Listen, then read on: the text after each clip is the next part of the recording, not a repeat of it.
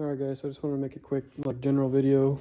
Got a 99 BMW 328i LS Swap, and I just wanted to give you some tips and tricks and kind of a cost breakdown of what I've got going so far.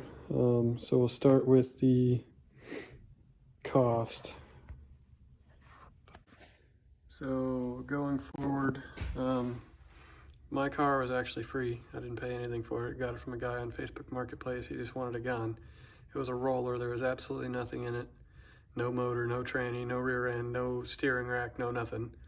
No front fenders. Had a hood, doors, trunk, and wheels. And the wheels were barely there. So initial cost was free. Bought a parts car that had just about everything. It ran and drove, automatic. That was $600. Robbed a bunch of parts, steering rack, front fenders, rear diff, miscellaneous interior pieces that I needed, so on and so forth. My LS, I paid $400 for, complete. I just put a random like $600, you know, doing gaskets and things like that. I went with an AR5 transmission. I got that shipped in. The cost of the trans was $300, $200 for shipping. AR5 adapter plate, that was $1,500. That came with clutch, flywheel, etc. From FabBot, $1,500.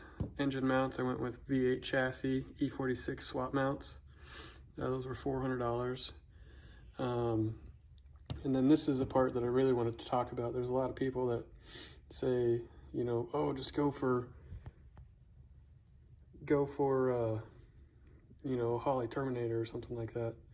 And I didn't go that route. I actually had a truck harness first, and I didn't like the way it sat in the engine bay, so I went with a swap harness. I got mine from Karl Chevrolet. It was $260 on sale. And I got a part number somewhere.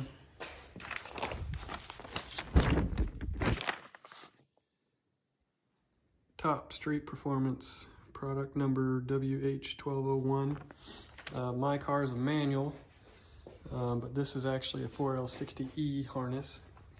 And I wanted the computer to sit up here versus down over there in the stock truck location.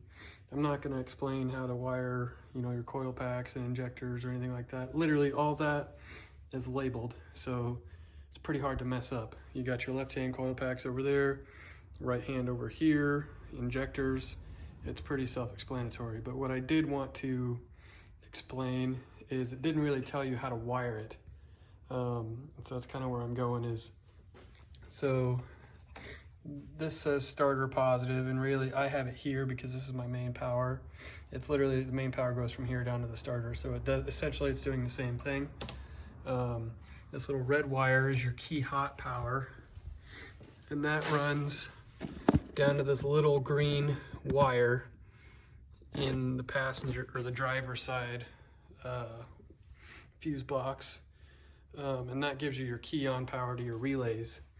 But what it didn't tell you what to do is how to wire in like your fuel pump relay. And so what we did is we added an extra hot wire to the fuel pump relay, and that's what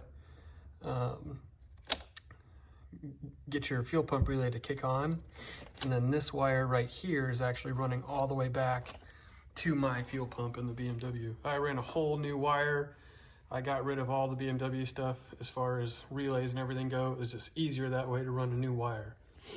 And then you do have to bypass the EWS, but it was, for me, it was also easier just to run a new signal wire to my starter. So that's what I did, is I ran a new wire from the starter up into the car, and I actually ran it to a push button because I had it working with the stock truck harness to be able to just crank it and it would start on the factory harness, but with this swap harness it wasn't possible. So I ran it to a push button. So you turn the key on and then you just hit the push button and she cranks over. So let's see if we can't get her to fire up here.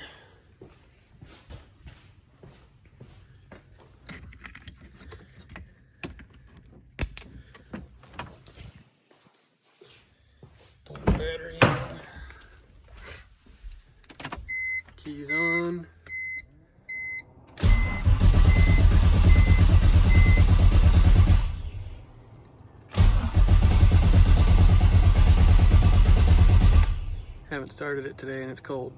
Give it a minute.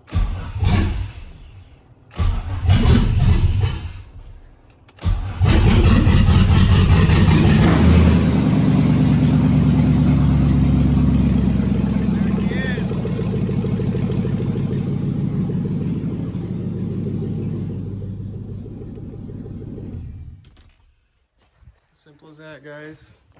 I just really wish there was a video, because this took me and a journeyman electrician about 2 solid days to figure out how to wire this thing.